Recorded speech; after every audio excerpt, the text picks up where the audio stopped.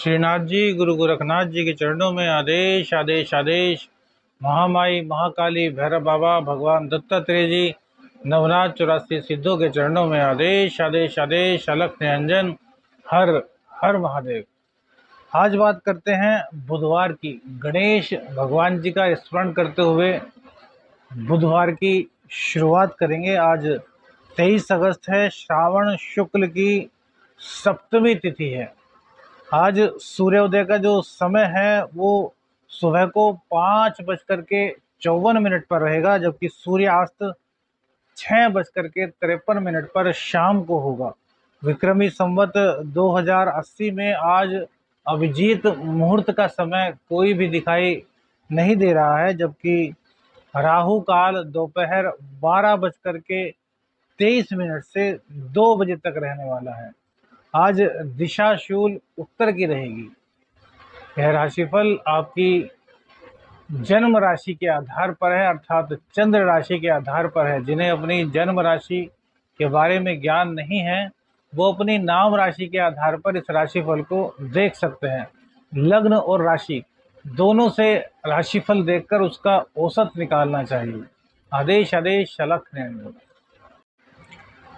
बात करेंगे कन्या राशि की। कन्या लगन कन्या राशि।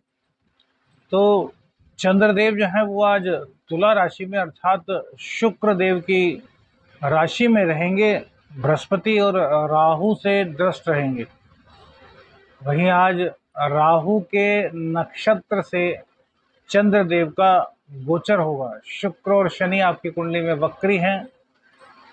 सूर्य और बुध का बुधादित्य योग 12वें स्थान में बना हुआ है। मंगल देव आपके लग्न में विराजमान है। तो ग्रहों की स्थिति आज के लिए क्या फल देगी उसी पर विचार करते हैं।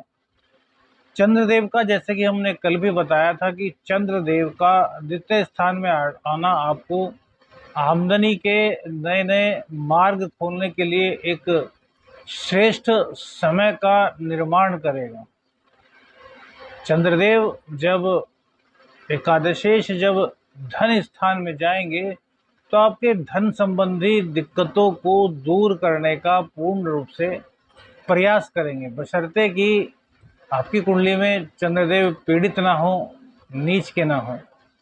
चंद्रदेव का यह गोचर बहुत अच्छा आपके लिए रहेगा यदि आपको धन कमाना है। लेकिन वहीं दूसरी बात भी समझिए कि राहु के नक्षत्र से गोचर करेंगे, राहु की दृष्टि में रहेंगे, तो यह कहीं ना कहीं भैया ग्रहण योग का निर्माण भी करेगा। अब इससे मानसिक चिंताएं बढ़ेंगी।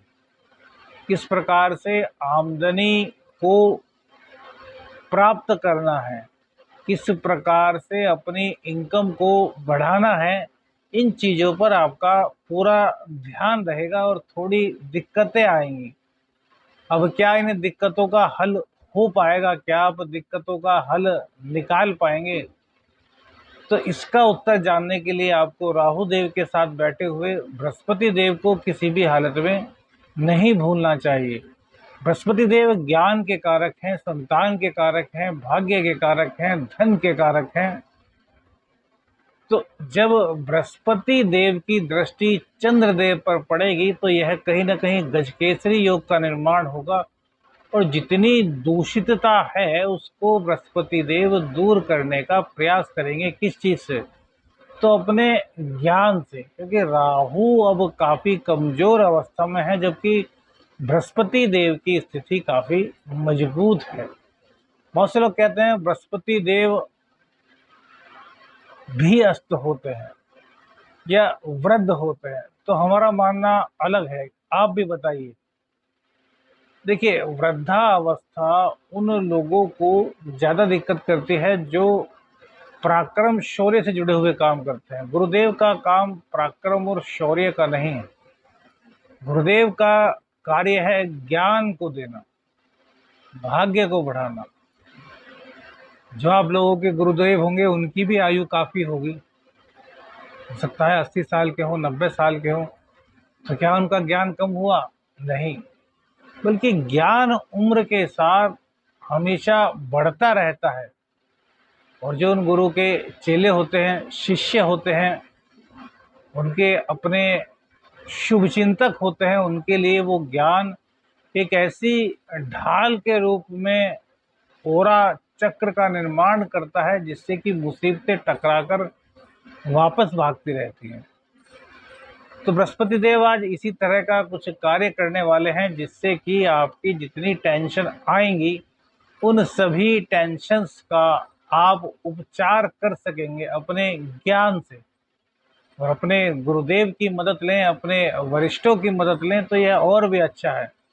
क्योंकि देखिए, मदद मांगना बुरा नहीं है, मदद करना भी बुरा नहीं है। तो फिर सवाल उठता है कि बुरा क्या है। आजकल लोग बाग मदद करने से डरते हैं। अब मदद करनी चाहिए पात्र की, सुपात्र की, कुपात्र की नहीं। आजकल बहुत से लोग ढोंग रचा करके भी मदद मांगने का कार्य करते हैं। तो बस उन्हीं चीजों से बचना चाहिए। कैसे कैसे मालूम करेंगे कि कोई पात्र है या सुपात्र? तो इसके लिए आपको सिर्फ और सिर्फ अपनी आत्मा से पूछना है, आपको सब पता चल जाएगा, क्योंकि परमात्मा का अंश आपके अंदर है। तो अपने शुभ चिंतकों से राय लीजिए और उसके बाद अपनी प्रॉब्लम्स का आप हल कर पाएंगे। अब सवाल उठता है कि क्या इनकम बढ़ जाएगी? तो भैया बिल्कुल बढ़ेगी। क्यों? क्योंकि भैया शुक्र देव आपको देने के लिए पूरी तरीके से तैयार हैं। अब शुक्र देव पूरी पावर में आ चुके हैं, कर्क राशि में विराजमान हैं, सिंह का फल दे रहे हैं और मिथुन का फल दे रहे हैं। मिथुन के जो स्वामी हैं वो अभी सूर्य देव के साथ 12वें स्थान में है। तो थोड़ी सी दिक्कत कर्म भाव को लेकर के तो है, बिजनेस भाव को लेकर तो है, लेकिन चूंकि सूर्य देव के साथ बैठे हैं और वो विदेश भाव है तो विदेश से संबंधित सभी कार्य आपके बनने लगेंगे।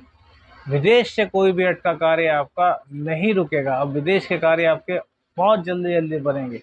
सूर्य देव की कृपा आपको मिल रही है। सूर्य देव डिग्री में धीरे धीरे बड़े हो रहे हैं और सूर्य देव आग का गोला है। सूर्यदेव ज्ञान का प्रकाश है। सूर्यदेव हमारी आत्मा है। सूर्यदेव हमारे पितरों का आशीर्वाद है।